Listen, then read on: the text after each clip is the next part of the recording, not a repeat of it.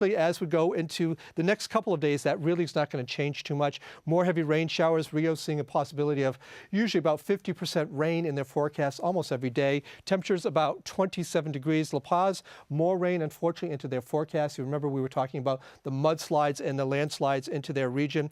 And also very quickly over towards Europe, we are looking at very messy conditions across Italy still. Those rains will be a factor through the next couple of days. Qatar Airways, world's 5-star airline.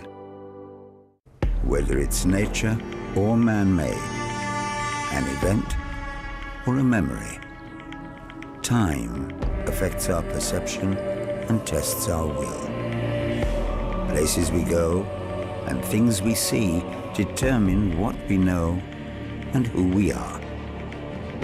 Open your eyes to a world of documentaries. Witness at this time on AlJazeera.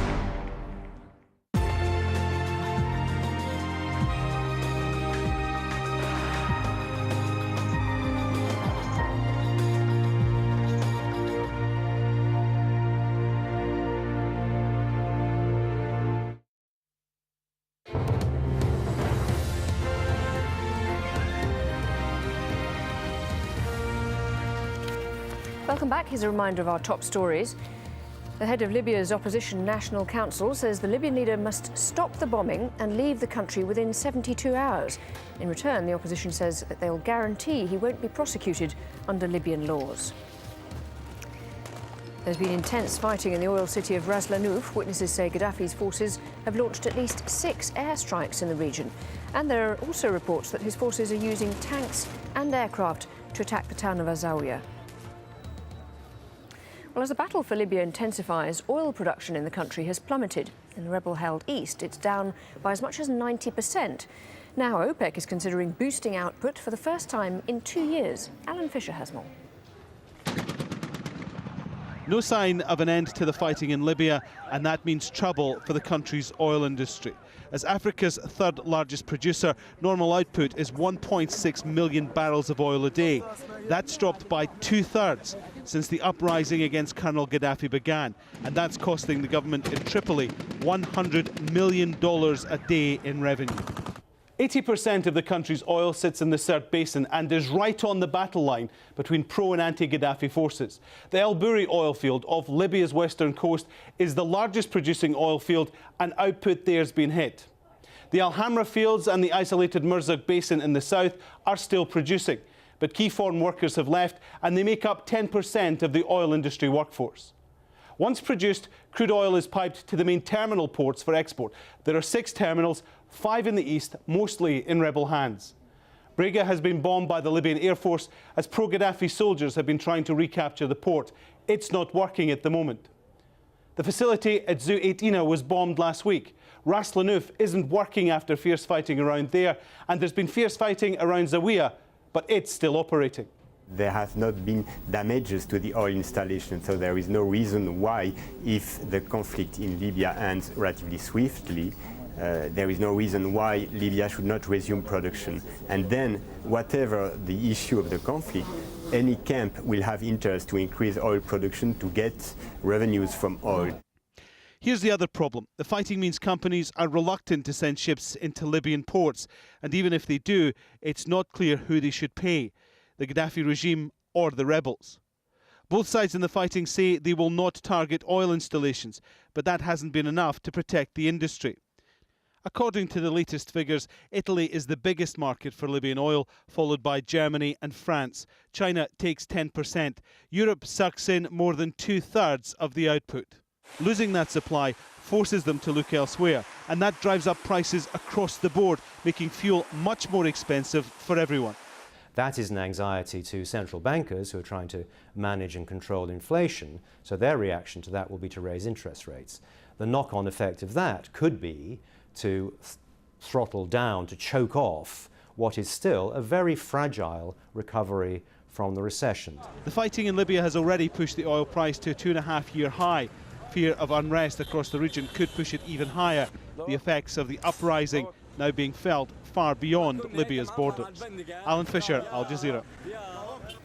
Police in Pakistan have arrested a man over a bomb blast that's killed at least 25 people.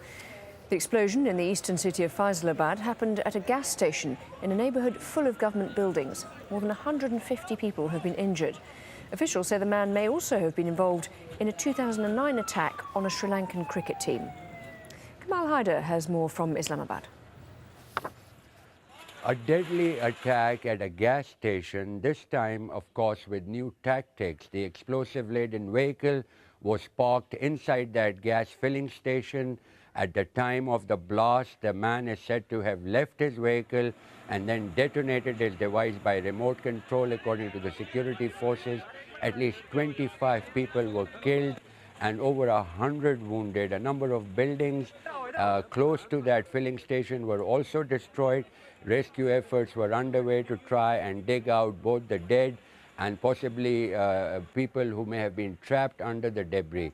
The security forces also saying that they have claimed a major breakthrough by arresting a man whom they believe was responsible for the attack. He's also been implicated in the attack on the Sri Lankan team in the city of Lahore earlier. An Egyptian criminal court has upheld a travel ban imposed on the ousted President Hosni Mubarak.